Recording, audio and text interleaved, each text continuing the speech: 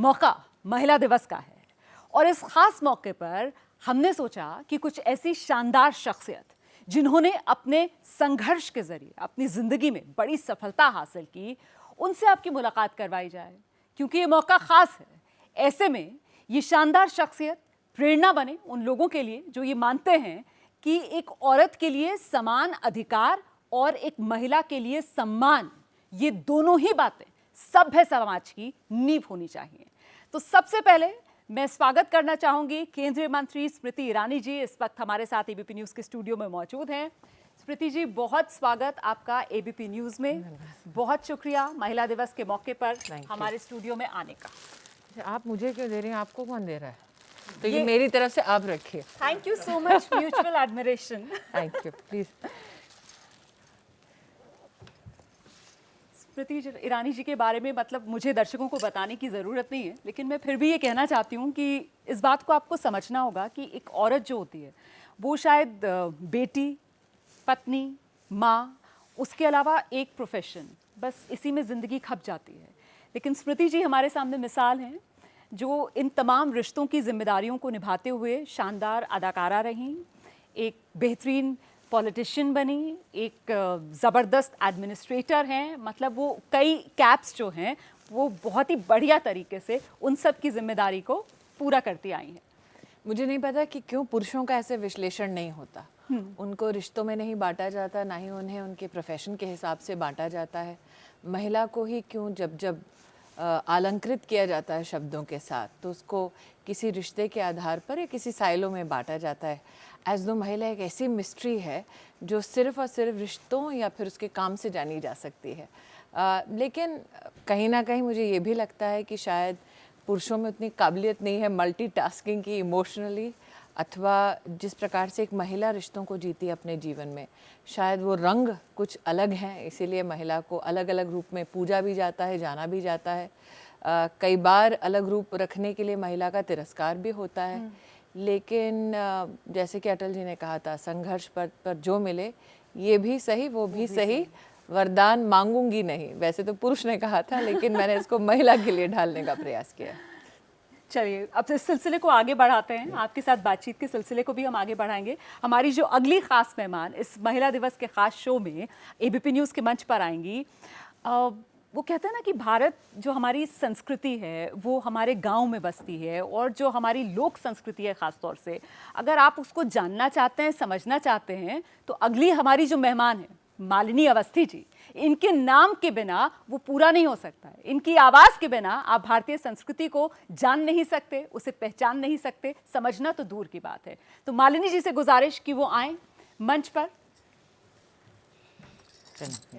बहुत धन्यवाद मालिनी मैम। बहुत बहुत आभार, धन्यवाद। आप दें please. Thank you so much, thank you.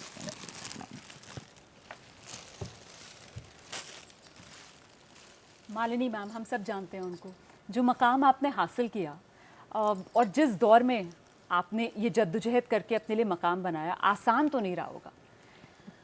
आसान मुझे लगता है किसी के लिए भी कुछ नहीं होता है, चाहे जैसा मैम ने कहा पुरुष हो चाहे स्त्री हो। यदि कुछ पाना है, आगे बढ़ना है, तो मेहनत भी चाहिए, और दूसरा अपना रास्ता बनाने के लिए एक बहुत कन्विक्शन, आत्मबल। मुझे लगता है कहीं ना कहीं औरतों के जीवन में बदलाव इतने आते हैं, ख़ासतौर पे पारंपरिक घरों में, पारंपरिक जो हमारे विवाह का भी जो एक ढांचा है, या पालन पोषण में भी लड़कियों की जो एक कंडीशनिंग माता पिता की ओर से रहती है कि अब इसके बाद ब्याह होना है, वहाँ पर अपनी राह चुनना, अपने लिए एक रास्ता तय करना और उसको निभाना, कहीं ना कहीं ये मुश्किल होता है। मेरे माता पिता ने मुझे संगीत सिखाया, मेरी बहन को सिखाया, और मुझे लगता नहीं कि उन्होंने शायद सोचा हो कि मैं मंच पर कभी इस तरह से गाऊंगी, लेकिन जिस तरह का उनका पैशन था, जिस तरह का उनका, मुझे लगता है उस समय इतने खुले मन के कि वो शास्त्रीय संगीत, लोक संगीत, हमारे उस्तादों के घर मेरी माँ मुझे लेकर के जाती थी और साथ बैठी रहती थी। और रोमाना, ये महिला दिवस है, मैं ज़रूर ये बात का एक जिक्र करना चाहूँगी कि मेरा जब विवाह हो गया, बच्चे हो गए, और शादी के बाद पति प्रशासनिक सेवा में थे, तो गांव कस्बों में हम लोग रहने लगे। और 87-88 में तो ये माना ही जाता था कि संगीत में यदि दुनिया में जगह बनानी है तो मुंबई जाना पड़ेगा। यहाँ सैटेलाइट चैनल्स नहीं थे, तो आपको पता नहीं था कि कैसे इनकी निकासी हो, क्या क्या वो ज़रिया हो। तो मैंने गाना ना जाहिर है उस सुख का भी आनंद उठा रही थी, मातृत्व का जी। और इनके साथ भी जीवन एक अलग बहुत सुंदर जीवन जी रही थी।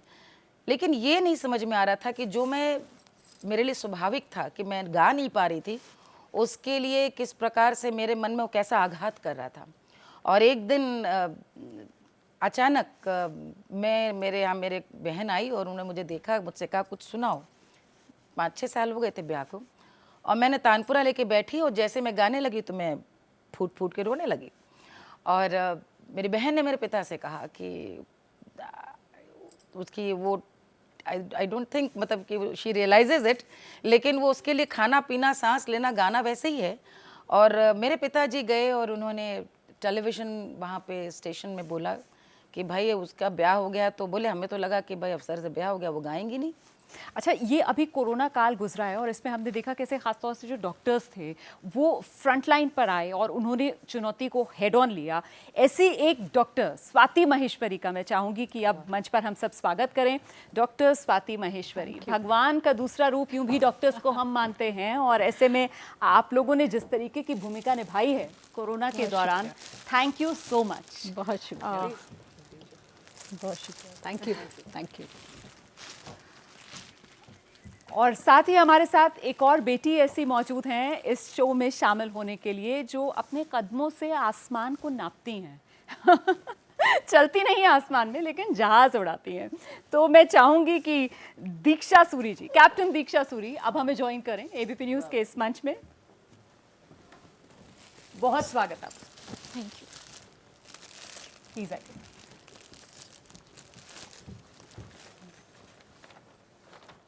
दीक्षा जी, मतलब आसमान नापना ये तो ख्वाब ही होता है। आपने जब ये ख्वाब साझा किया होगा अपनी फैमिली के साथ, तो किस तरीके का रिएक्शन था? एक्सेप्ट किया फैमिली ने? मैं कहूँगी इस मामले में मैं काफ़ी खुशकिस्मत हूँ कि मेरे मम्मी पापा ने मुझे मतलब डे वन से आप कहो उन्होंने मुझे प्रोत्साहित किया। और बचपन में जैसे हम लोग स्कूल में ऐसे लिखते थे कि आप क्या बनना चाहते हैं, तो मैं 10 साल की थी और मैंने लिखा था कि मैं पायलट बनना चाहती हूँ। और बचपन का सपना, चाइल्डहुड, आप अपना जो चाहो और वो कर लो, वो आई थिंक एक उसी में सबसे बड़ा शक्ति है। सही। तो उन्होंने हमेशा से मुझे काफ़ी प्रोत्साहित किया। और जब मैंने ये मतलब ये डिसाइड किया, इट वाज लाइक 1998 जब मैं फ्लाइंग स्टार्ट करना चाहती थी, तो उस समय लड़कियां इतनी नहीं थीं इस पायलट कोर्स में। बट उन्होंने काफ़ी इसका मतलब ये मुझे बिल्कुल ये नहीं फील करने दिया कि आप लड़की हैं, क्योंकि आपको पता है कि उस समय ऐसा होता था कि इतना आप पैसा लड़की के ऊपर खर्च करें, कल उसकी शादी हो जाएगी, इस तरह से। बट मुझे ये सब कभी फेस करना नहीं पड़ा। और कोर्स करने के बाद भी मैं 3 साल नौकरी की तलाश में थी। अच्छा। क्योंकि उस टाइम हमारी एविएशन इंडस्ट्री में सिर्फ 2 ही एयरलाइन थी, एयर इंडिया और जेट एयरवेज, और एयर सहारा बाद में आ गई। तो उसके बाद जब एविएशन इंडस्ट्री में बूम आया, तो तब जाके 2005 में मुझे नौकरी मिली। तो 3 साल घर बैठना, अपना कोर्स कंप्लीट करके, तो आसपास लोग कहते हैं अरे इसकी शादी कर दो, ये कर दो, चाहे शायद शादी हो जाए तो किस्मत बदल जाए। मतलब बहुत चीज़ें ऐसी होती हैं जो आपको आश्चर्यचकित कर देती हैं कि कैसे ऐसे लोग बोल सकते हैं। लेकिन अगर आपके माता पिता, मैं कहूँगी अगर वो आपका साथ दें, और मेरी छोटी बहन है, उन्होंने जो मेरा साथ दिया, और फिर आज तो चाहे वो मेरे दोस्त हों चाहे रिश्तेदार हों, सब बहुत गर्व से मतलब कहते हैं कि हाँ ये हमारी परिवार का हिस्सा है, बहुत और प्राउड बहुत फील करते हैं। So then you think that okay finally you have achieve something in life, कि आज आपको सब गर्व से देखते हैं। And you also feel proud कि यू डिडंट आपने अपने पेरेंट्स को, जो उन्होंने आपके ऊपर विश्वास रखा, उसको आपने आपने उस भरोसे को कायम रखा। बिल्कुल। मैं बस ये जानना चाह रही थी कि अभी हमने देखा बंगाल चुनाव है, तो वहाँ पर अमित शाह जी की तरफ से कहा गया कि अगर बीजेपी की हमारी सरकार बनती है तो फिर हम महिलाओं को नौकरियों में रिजर्वेशन देंगे 33%। अच्छा, असम के अंदर कांग्रेस की नेता हैं, उनकी तरफ से कहा गया कि अगर कांग्रेस जीतती है असम में तो हम 50% रिजर्वेशन दे देंगे नौकरियों में महिलाओं को। और यही एक महिला रिजर्वेशन का बिल जो पार्लियामेंट में भी इंतज़ार कर रहा है। जब सभी दलों में इस बात को लेकर सहमति है कि ठीक है महिलाओं को रिजर्वेशन मिलना चाहिए, तो फिर हम उस दिशा में आगे क्यों नहीं बढ़ पाए? हमारी सहमति भारतीय जनता पार्टी में रिजर्वेशन के प्रति है जी। उनकी सहमति नहीं है। आपको अगर याद होगा, यूपीए की कांग्रेस ने सरकार जब थी, राज्यसभा में जब ये बिल प्रस्तुत हुआ था, तो कांग्रेस के सभी सहयोगी दलों ने छोड़ दिया था साथ उनका। भारतीय जनता पार्टी ने विपक्ष में रहकर ये बिल पारित कराया राज्यसभा में। और आज भी मैं कहती हूँ कि भारतीय जनता पार्टी ने इसको अपनी मैनिफेस्टो का हिस्सा बनाया। जिस पार्टी ने धारा 370 में अपने मैनिफेस्टो के वादे को पूरा किया, आपको लगता है कि महिला आरक्षण पे हम लोग इतने सार्थकता से काम नहीं करेंगे? लेकिन साथ ही एक और मुझे लगता है टॉपिक पर आज चर्चा होनी चाहिए। जब भी महिला और राजनीति पर चर्चा होती है तो हम महिला मंत्री की बात करते हैं, महिला मुख्यमंत्री की बात करते हैं, संसद में महिला की बात करते हैं, थोड़ा बहुत महिला विधायक के बारे में बात करते हैं, लेकिन कभी भी पंचायत स्तर पर काम करने वाली महिला पर चर्चा नहीं होती। आज हमारे देश में 1.3 मिलियन महिलाएं सिर्फ ग्रामीण अंचल में पंचायत में पॉलिटिकल पोजीशंस पे हैं। उनके ऊपर कभी चर्चा नहीं होगी और उनके लिए ज़्यादा दिक्कत ये होती है कि ग्रामीण अंचल में अपने घर की दहलीज को लागना और वहाँ अपने गांव में चुनाव लड़ना। गांव में कितने ऐसे हैं जो उनके परिजनों से संबंधित हैं, कितने ऐसे विषय हैं शायद जो उनके लिए एक सामाजिक चुनौती बनते हैं। फिर भी ये 13 लाख औरतें, मुझे लगता है सशक्तिकरण की राजनीति की दृष्टि से बहुत बड़ी मिसाल है। अच्छा, आपने अभी मालिनी जी का जिक्र किया था, तो मुझे लगता है मालिनी मैम, आपके पिता ने जब पहली बार, वो कौन सा गीत था जो आप गा रही थी जिसको मतलब सुनकर उनको लगा कि है टैलेंट है, इसको दिशा देनी चाहिए? बचपन से गाते थे, नाचते थे, मतलब बहुत। एक गाना जो मतलब सब बताते थे, सबसे बचपन में गाती थी मैं, सूरजमुख ना जइबे हाय राम, बिंदिया के रंग उड़ा जाए, हाय मोरी बिंदिया के रंग उड़ा जाए, सूरजमुख। ये मिर्ज़ापुर में बचपन बीता तो यही गाती थी। लेकिन मुझको एक चीज़ यहाँ पे कहनी है, सारी चर्चा में, वो चूंकि जुड़ी हुई बात है जो अभी आपने, जहाँ पे स्मृति जी ने बात छोड़ी है कि राजनीति में जो ग्रामीण महिलाएं हैं, उनकी चुनौतियाँ और उनको जो संघर्षों का सामना करना पड़ता है, और बाद में कई बार ताड़ना दी जाती है, जैसे ब्लॉक प्रमुख में पति प्रमुख, कि वो उनके पति ही सब देखते हैं या सब करते हैं। लेकिन ये हम लोग हास्य के रूप में, उपालम के रूप में ज़रूर कहते हैं, लेकिन ग्राउंड रियलिटी उनके लिए इतनी मुश्किल है, इतनी अलग है कि उनको जिस प्रकार की प्रवंचनाओं को झेलना पड़ता है। और कई बार गांव की जो राजनीति है, घरों की राजनीति है, वहाँ पे उतने पूर्वा में उतने ही घर हैं, उनकी आपस में वहाँ बहू भी नई आई है या सास है, कैसा मामला है, वो इतना कठिन है। मैं जब संगीत में गाती हूँ, आपको बड़ी अजीब सी बात बताऊँ, मेरे परिवार में कुछ लोगों ने कहा कि शास्त्रीय संगीत बचपन से सीखा, मेरी गुरु आदरणीय अप्पा जी, गिरजा देवी जी से 20 साल, और ठुमरी, दादरा सब, उसके बाद मैं लोकगीत क्यों गा रही हूँ, वही बन्ना, सोहर, कजरी, झूमर, ये क्यों?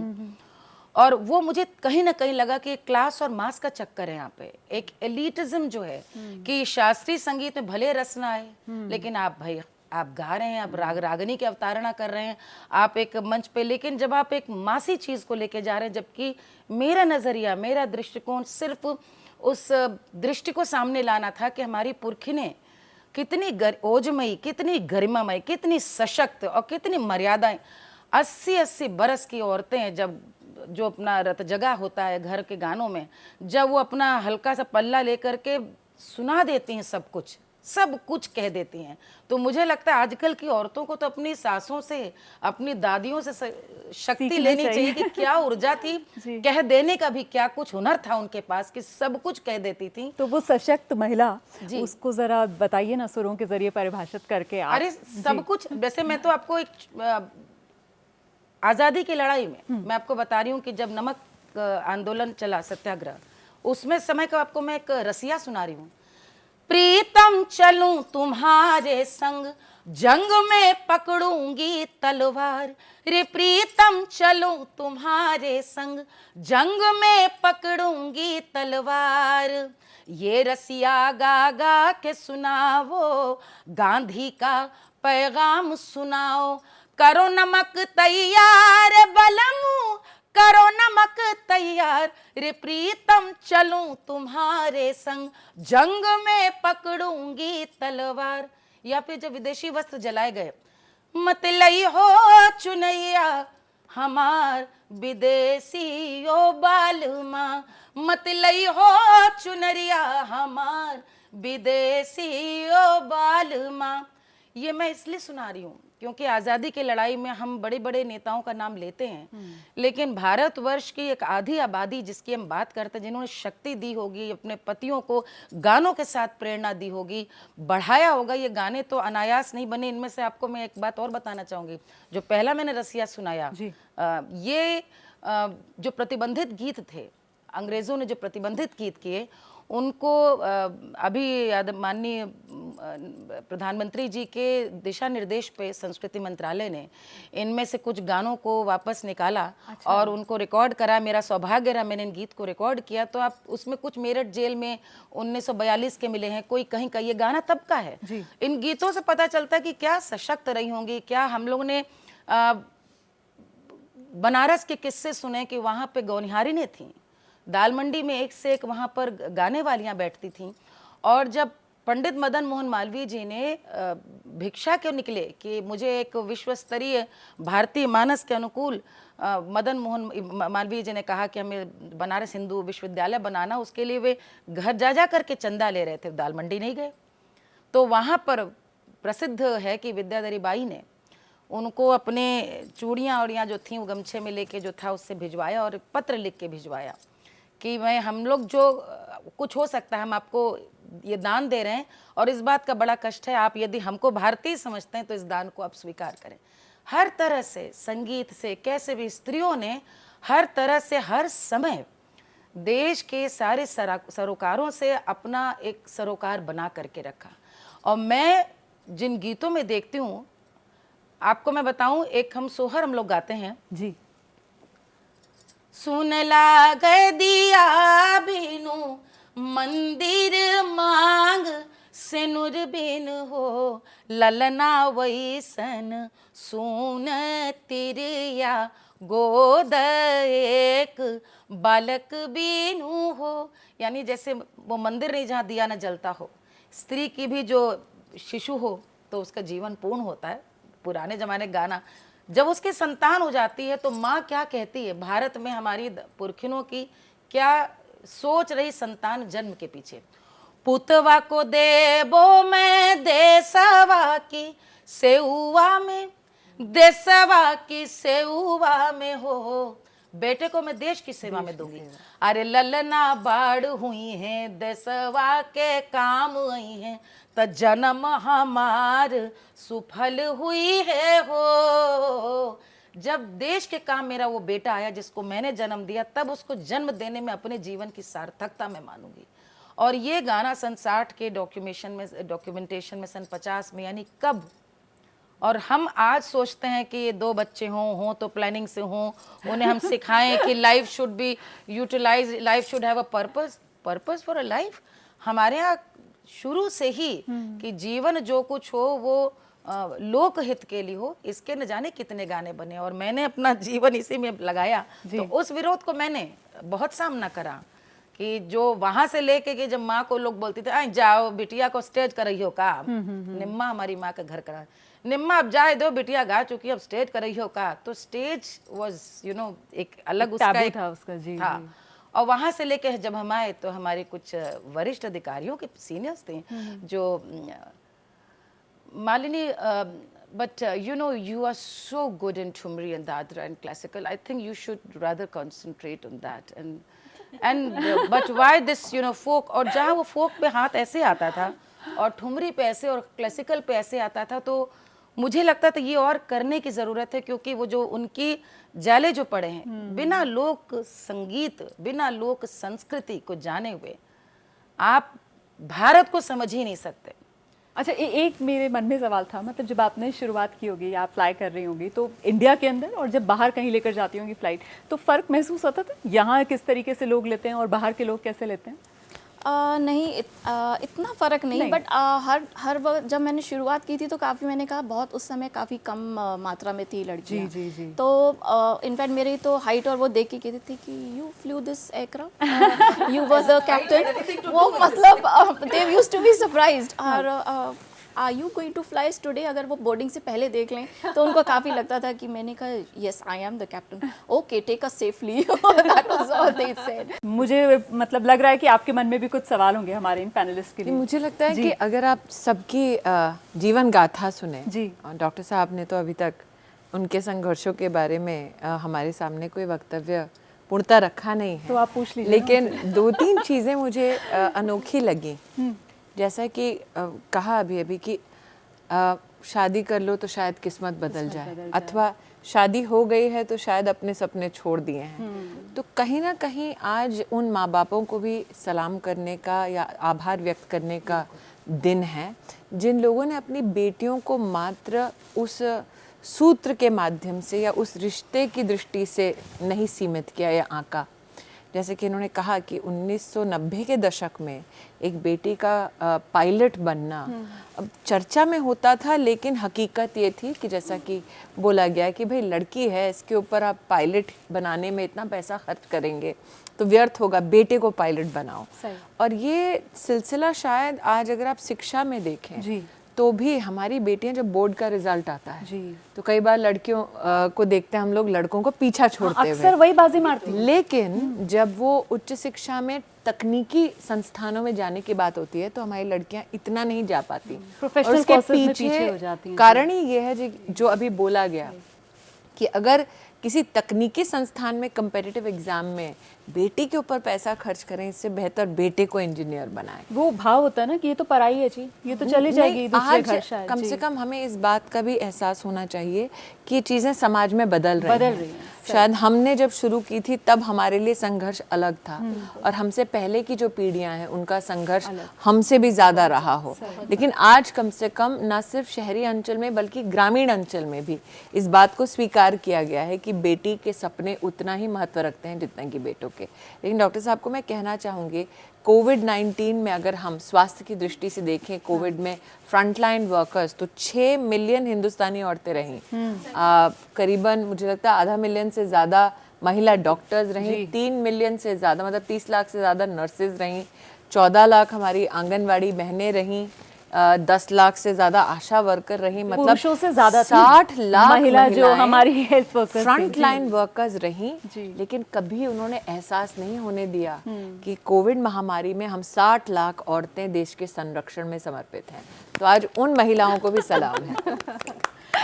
बैलेंस कैसे किया आपने? ये वर्क लाइफ बैलेंस तो मतलब एक अलग चीज़ है, लेकिन वो कोरोना टाइम्स में बैलेंस बनाना मुझे लगता है बहुत चुनौती रही होगी। चुनौती रही, और जैसे स्मृति जी कह रही हैं ये बात बहुत सही है कि जो हमारा समाज है उसकी थिंकिंग प्रोसेस बहुत अलग है। जब कोई लड़की पैदा होती है तो उसके जन्म से ही नियति फिक्स होती है कि हाँ बड़ी होगी, शादी होगी, बच्चे करेगी, यही एक डिसाइडेड। लेकिन बहुत सारे पेरेंट्स ऐसे हैं जिन्होंने अनकन्वेंशनली सोचा है, जिन्होंने ये चीज़ पे ध्यान दिया कि नहीं हमें बेटी को पुत्र की तरह ही पालना है, हमें उसे अपने पैरों पे खड़ा करना है, हमें उसे लायक बनाना है, कम से कम हमें उसको वो जज्बा देना है, हमें उसको ये धारणा देनी है कि तुम्हें हम अलग नहीं समझते हैं, तुम्हें हम बेटे जैसा ही समझते हैं।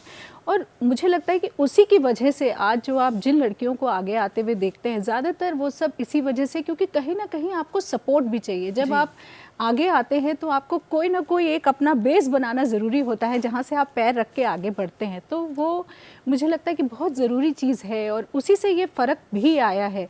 अगर हम कोविड की बात करें तो ज़रूर देखिए ऐसा डर था और एक ऐसा अज्ञात उस वक्त दुश्मन था जिसके बारे में हम कुछ नहीं जानते थे। जब मरीज़ सामने आता था और वो कोरोना लेकर सामने आता था तो मैं हर डॉक्टर, हर हेल्थ केयर वर्कर के लिए कहूँगी कि हमें नहीं मालूम कि उससे हमें इन्फेक्शन कब हो जाएगा, या अगर हो जाएगा तो हमारे साथ क्या होगा, हमारे परिवार का क्या होगा, ये सारी बातें थी। लेकिन ज़रूर हमारी ट्रेनिंग भी ऐसी हुई है, और कहीं ना कहीं डॉक्टर और हेल्थ केयर वर्कर्स के मन में हमेशा ये बात रहती है कि दूसरे का जीवन बचाना है।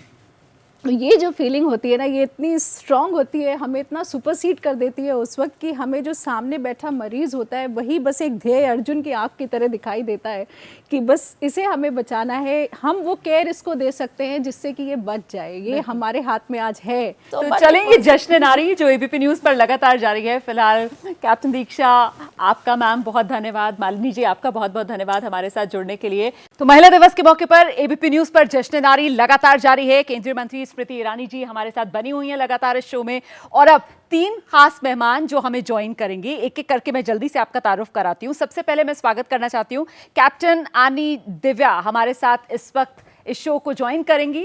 कैप्टन आनी दिव्या के बारे में मैं आपको बताऊं कि ये बोइंग 777 उड़ाने वाली सबसे यंगेस्ट महिला पायलट हैं। बहुत स्वागत आपका। दूसरी खास मेहमान हमारे साथ मौजूद हैं स्यालू एस महाराणा जी, जो कि कमांडेंट हैं सीआरपीएफ की, यूनिफॉर्म वाली ये हमारे साथ खास मेहमान। और अब हम बुलाएंगे ईशा जी को, ईशा पांडे, डीसीपी पीसीआर हैं, पुलिस वाली हैं। और देखिए ये वर्दी वाली जो बेटियां हैं, इनमें पुलिस वाली के बारे में खासियत ये, प्लीज सीट लीजिए आप लोग अपनी। पुलिस वाली के बारे में खासियत ये है कि साहब आमतौर पर हम लोग एक अगर परेशानी हो, एक मुश्किल आ जाए तो उसको हम लोग मैनेज नहीं कर पाते हैं, और ये डीसीपी पीसीआर हैं, मतलब पीसीआर में लगातार कॉल्स जाती रहती हैं। भाई मैनेज कैसे करते हो आप? पीसीआर में लगभग 7 लाख कॉल्स आती हैं एक दिन में, और 24 घंटे में 7 लाख कॉल? जी, 24 घंटे में लगभग 7 लाख कॉल्स आती हैं। और मेरे पास पुलिस कंट्रोल रूम है जिसमें अराउंड 700 की महिलाओं की तैनाती है। 300 के आसपास लगभग हर समय ऑनलाइन रहती हैं। जब भी आप 112 पे कॉल करते हैं या दिल्ली पुलिस की 15 हेल्पलाइंस हैं, उनमें से किसी पे भी कॉल करते हैं तो एक कॉलर आपकी कॉल रिसीव करती हैं। उसके बाद आपका जो भी कंटेंट होता है कॉल का, क्वारल है, झगड़ा है या कोई ईव टीजिंग जैसी बात है, उसके बेसिस पे फिर वो कॉल डिस्पैच करती हैं और विद इन 5 मिनट्स आपके पास पीसीआर वैन पहुँच जाती है। तो मतलब आप तो 24/7 काम पर होंगी? जी, हम सब 24/7 काम करते हैं। First responders. हमारे साथ स्यालू जी हैं, यूनिफॉर्म में हैं, और शायद आपने जब यूनिफॉर्म पहनी होगी तब तो यूनिफॉर्म पहनना ही एक बेटी के लिए बड़ी चुनौती रहा होगा। बिल्कुल बिल्कुल। 23 इयर्स हो गए मेरे सर्विस को, एंड मैंने अलग अलग जगहों पर, देश में विदेश में, यूएन मिशन के अंतर्गत, नॉर्थ ईस्ट में, Jammu and Kashmir, then rapid action force, and apart from that naxalite areas में काम किया है, and it's been wonderful journey, बहुत अच्छा लगा। और कैप्टन आनी, आपका सफर कैसा रहा? यंगेस्ट बोइंग 77 विमान उड़ाने वाली महिला पायलट। हाँ, it's like dream come true for me, क्योंकि मैंने बचपन में सोचा था कि मुझे पायलट बनना है, लेकिन जहाँ से मैंने अपनी जर्नी स्टार्ट की है और आज जहाँ पहुँची हूँ, बहुत बड़ी बात है मेरे लिए और मेरे पेरेंट्स के लिए भी। मैं विजयवाड़ा से हूँ, आंध्र प्रदेश। उस टाइम पे उधर ज़्यादा फ़्लाइट एकेडमीज़ या फ्लाइंग स्कूल्स नहीं थी। मैं उत्तर प्रदेश गई हूँ फ्लाइंग के लिए, वहाँ से मैंने अपनी जर्नी स्टार्ट की और अभी मैं इंटरनेशनल फ़्लाइट्स कर रही हूँ और पूरे वर्ल्ड में यंगेस्ट 777 कैप्टन बनी हूँ। उस स्टेज से स्टेज आने के लिए बहुत सारी कठिनाइयों का भी बीच में सामना करना पड़ा, लेकिन इस स्टेज पे पहुँचे हैं, वही हैप्पी। मतलब मेरे दिमाग में सवाल आ रहा है कि भाई एक तो कम उम्र और ऊपर से महिला, मतलब इन दोनों ही कैटेगरीज को बहुत सीरियसली लिया नहीं जाता है। तो आप जब इतना बड़ा जहाज बोइंग 77 जब उड़ाने के लिए निकलती हैं तो फिर रिएक्शंस किस तरीके के आते हैं? स्पेशली 777 जब मैं इंटरनेशनल फ़्लाइट करती हूँ, बिकॉज यंगर एज में है तो नॉर्मली लोगों को लगता है इंटरनेशनल फ़्लाइट है, कोई ओल्ड कैप्टन आएगा with grey hair and all, and suddenly they see कि एक यंग लड़की आ रही है, ये फ़्लाइट उड़ाएगी आज, पक्का यही फ़्लाइट लेके जाएगी। And sometimes people start counting number of stripes, ये 4 स्ट्राइप्स है, 3 स्ट्राइप्स है, यही कमांडर है कि नहीं है। अच्छा। बट ओवरऑल वर्ल्ड में बहुत रेस्पेक्ट मिलता है, specially when we go with Air India, national carrier है, सब लोग वाह इतने यंग कैप्टन्स 777 उड़ा रहे हैं all over the world. So it's great matter of pride for all of us as women and as young captains to do this at this time. बिल्कुल। तो स्मृति जी, ये 3 बेटियां अलग अलग फील्ड की, तीनों वर्दी में आपके सामने हैं। मुझे बहुत फ़क्र है कि स्यालू जी ने आज से 2-2.5 दशक पहले सेवा देने के एक स्थिति में वो आई या उन्होंने एक निर्णय किया। आज जो यंगस्टर्स हमारे साथ बैठे हैं, चाहे एनी हो या ईशा हो, फिर भी इनके लिए कहीं ना कहीं इतना अनकन्वेंशनल स्टेप नहीं रहा, लेकिन स्यालू जी के लिए तो बहुत ही एक अनकन्वेंशनल टाइम रहा वो स्टेप लेने के लिए। तो आज अगर हम याद करें तो वर्दी में उन महिलाओं को भी याद करें जो ट्रेल ब्लेजर्स रहीं, जिन्होंने पहली बार आईपीएस में अपनी सर्विसेज दी या आईएएस में अपनी सर्विसेज दी। आज भी ज़िला स्तर पर जो हमारी कलेक्टर्स हैं, और एक रिसर्च ये हुआ है कि जहाँ जहाँ पर महिला को प्रशासनिक जिम्मेदारी दी जाती है, अगर वो महिला आईएएस की स्थिति में अपनी सेवा दे रही है तो फिर वो महिला जो शिक्षा है, स्वास्थ्य है, ऐसे विषयों पर उसका ज़्यादा रुझान रहता है, वो समाज को और सशक्त करती है। जब मिस पांडे फर्स्ट रिस्पॉन्डर्स की दृष्टि से देखती हैं तो कहीं ना कहीं महिला की ये धारणा भी रहती है कि मैं मेरा रिस्पांस टाइम लास्ट टाइम से कैसे बेहतर हो, और कंज्यूमर सेटिस्फैक्शन तो बोल नहीं सकते क्योंकि बड़ी विषम परिस्थितियों में आप कॉल्स को रिस्पॉन्ड करते हैं। कई बार अगर पुरुष फ़ोन कर रहा है और महिला जवाब दे रही है तो उसकी परिस्थिति अलग है, उसका कहीं ना कहीं एक साइकोलॉजिकल मेकअप अलग रहता है। सहूलियत तब होती है जब महिला विक्टिम फ़ोन कर रही है तो फर्स्ट रिस्पॉन्डर ज़्यादा एम्पैथेटिक रहती है अगर वो महिला है कॉल्स लेने में। तो आज एनी जो कह रही है दिक्कत ये निश्चित रूप से होती है, अगर आप यंग हैं और महिला हैं और आपने इतिहास रच दिया तो मुसीबत और हो जाती है कि लोग बार बार आपके हर कदम पर आपको पूछते हैं। संभव है, मतलब आज भी मात्र एनी की बात नहीं करूँ, सड़क पे गाड़ी अगर थम जाए कभी तो सबसे पहले पीछे के गाड़ी के लोग कहते हैं ज़रूर महिला है इसलिए इससे गाड़ी नहीं चलाई जा रही है ढंग से। तो कुछ बायसेस ऐसे हैं कि महिला तकनीकी दृष्टि से अगर सशक्त हो तब भी उसको बार बार अपने आप को प्रूव करना पड़ता है। जो स्मृति जी बात कह रही हैं, ईशा, फेस किया आपने इस तरीके का? ट्रेनिंग हमारी जब होती है पुलिस एकेडमी में तो उसमें जेंडर का कोई बहुत रोल नहीं होता है। मैंने वो सब कुछ किया है जो एक पुरुष करता है ट्रेनिंग के दौरान, और यही एक स्किल सेट है जो आपको जब आप फील्ड में आते हैं तो जेंडर के ऊपर उठाता है। तो कितनी बड़ी टीम है जिसे आप लीड करती हैं? मेरे पास अभी ये दिल्ली पुलिस की लार्जेस्ट यूनिट है। अच्छा। 11 एसीपी हैं, 51 इंस्पेक्टर्स हैं और 8,500 के आसपास अदर ऑफिसर्स हैं। 800 के आसपास पीसीआर वैन्स हैं। It's one of the largest units in Delhi police. और ऐसे मतलब जब आप यूनिफॉर्म में होते हैं तो you are an officer. Yes, फिर जेंडर मैटर नहीं करता है। जी। लेकिन अगर पुरुष है, और बीपीआरएनडी का ये अनुभव रहा है कि जब आप क्राइम अगेंस्ट विमेन में कहीं ना कहीं इन्वेस्टिगेशन की दृष्टि से देखते हैं, एक महिला विक्टिम का जब आप एविडेंस बेस कोई बयान लेते हैं तो कई बार ये भी बात ध्यान में आती है कि एक सेंसिटाइजेशन की ज़रूरत पड़ती है, महिला कर्मियों को नहीं बल्कि पुरुष कर्मियों को। साथ ही मुझे लगता है कि आज जब महिला सुरक्षा की दृष्टि से हम बात करें तो हाल ही में नहीं बल्कि 1 साल पहले हमने एक निर्णय लिया था कि देश में जितने भी पुलिस स्टेशंस बचे हैं जहां पर महिला हेल्प डेस्क नहीं है वहां पर इस प्रकार के डेस्क को स्थापित करना, लेकिन वो डेस्क ढंग से मैन हो। और मैन का मतलब अगर पुरुष उस डेस्क पे बैठा है महिला की मदद करने के लिए तो कम से कम उसको जेंडर की कम्प्लेक्सिटी समझ आए कि किस प्रकार से, विशेषतः अगर महिला कभी थाने में गई नहीं अथवा महिला ने कभी इमरजेंसी नंबर डायल नहीं किया तो अपने आप में एक मेंटल फ्रेमवर्क की चुनौती रहती है कि मैं डायल करूंगी उसका परिणाम क्या होगा। तो कहीं ना कहीं एक एज ग्रुप है आज भी जिसको सेंसिटाइजेशन की दृष्टि से लाना पड़ेगा।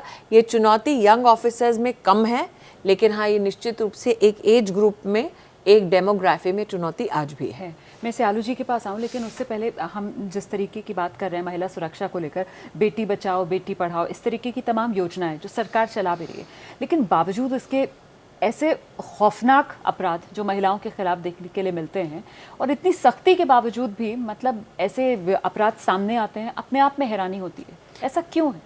कहीं ना कहीं एक बात हमें स्वीकार करनी पड़ेगी, जैसे जैसे हम लोग महिला और सुरक्षा और विशेषतः महिला के ऊपर हिंसा की चर्चाओं को ज़्यादा से ज़्यादा प्लेटफॉर्म्स में लेकर आते हैं, वैसे ही परिवार में रिपोर्टिंग में महिला का सहयोग करने की क्षमता बढ़ती है।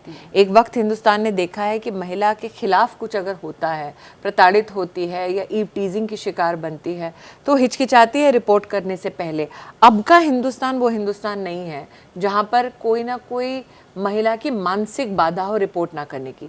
रिपोर्ट ना करने के पीछे सबसे बड़ा कारण ही ये होता था कि परिवार और समाज क्या सोचेगा, कि पहले मुझे एक्सप्लेन करना पड़ेगा कि मैं उस परिस्थिति में ही क्यों थी जिसमें मेरा शोषण हुआ है या जिसमें मेरे खिलाफ हिंसा हुई। दूसरी बात मुझे लगता है कि आज एक तरफ रिपोर्टिंग बढ़ गई है और ईशा इसमें शायद समर्थन कर पाए, लेकिन चुनौती अभी भी ये है कि इन्वेस्टिगेशन स्टेज से लेकर जुडिशियल प्रोसेस पूरा होना, अगर उसमें भी हम लोग तेज़ रफ्तार से करें तो एक महिला ने रिपोर्ट किया और उसको उसका अंजाम न्याय के रूप में मिला। बिल्कुल। तो कानून ये कहता है कि समय की मर्यादा में न्याय पूर्णता मिलना चाहिए। चुनौतियां रहती हैं जब इन्वेस्टिगेशन में समय लगता है या फोरेंसिक साइंस लैब्स में पाइल अप रहता है अथवा कोर्ट में केसेस पाइल अप होने की वजह से प्रायोरिटाइज नहीं हो सकता। आज अगर मैं एबीपी के इस कार्यक्रम में नहीं आती तो मैं एनी से मुखातिब नहीं होती। सालू जी की कहानी मुझे कभी सुनाई नहीं देती। मुझे पता इस बात का कहीं ना कहीं सार्वजनिक रूप से नहीं चलता कि पांडे जी लीड कर रही हैं। नहीं, मैं तो पांडे जी बुलाऊंगी, जेंडर न्यूट्रल हो गया। पांडे जी दिल्ली में इस प्रकार से उनका साम्राज्य है सुरक्षा की दृष्टि से। आज अगर हमको डेडिकेट करना है आज का दिन, तो कहीं ना कहीं वो महिला जो किसी प्रतिष्ठित परिवार से नहीं है लेकिन जिसने इन संघर्षों को ना सिर्फ जिया है बल्कि उस मुकाम को सफलता के हासिल किया है, मुझे लगता है कहीं ना कहीं महिला और उसकी अचीवमेंट्स को सेलिब्रेट करने का एक स्थायी हम लोगों को व्यवस्था करनी चाहिए। वरना एक पुरानी कहावत है, जंगल में मोर नाचा किसने देखा। तो कहीं ना कहीं हर गांव की, हर शहर की वो महिला जो अपने बल पर कुछ कर पा रही है, समाज में और राष्ट्र निर्माण में योगदान दे पा रही है, अगर वो प्रतिष्ठित परिवार से नहीं है, पेडिग्रीड उसका बैकग्राउंड नहीं है, तब भी उसका उतना ही अधिकार है कि उसको लाइमलाइट मिलना चाहिए, उसके सक्सेस का सम्मान होना चाहिए, उसकी टैलेंट की कहीं ना कहीं वाहवाही होनी चाहिए। बहुत बहुत धन्यवाद, बहुत बहुत धन्यवाद आप सभी का हमारे साथ बने रहने के लिए। और बड़ी अच्छी बात यहाँ पर जो स्मृति ईरानी जी कह रही थी कि साहब ये जश्न नारी, ठीक है आज महिला दिवस है, हम लोग मना रहे हैं, लेकिन ये जश्न नारी जो है वो सिर्फ 8 मार्च तक के लिए सीमित नहीं होना चाहिए और कुछ खास वर्ग की महिलाओं के लिए सीमित नहीं होना चाहिए। हर महिला जिसने अपनी ज़िंदगी में संघर्ष करके सफलता हासिल की है उसका हक है कि वो इस जश्न नारी में शिरकत करे। न पाबंदी हो न कोई हद हो तो बस खुद बनाई सरहद हो। ये मुहिम है परतों में छिपे हर सच की तलाश की, सियासत पर रखी पैनी नजर और आंख की, खबरों की दुनिया में एक जिम्मेदार आवाज की, जुर्म और जुल्म के खिलाफ हर बेबस के लिए इंसाफ की। जब कोई हद नहीं इंसानियत के लिए जज्बात की, जब कोई हद नहीं खुशियों और ख्वाब की, तब कोई हद क्यों हो नए नजरिए और बदलाव की। तोड़ के हदों के ताले नए सपनों को पाले, बांधे सबको एक धागे, आपको रखे आगे एबीपी न्यूज़।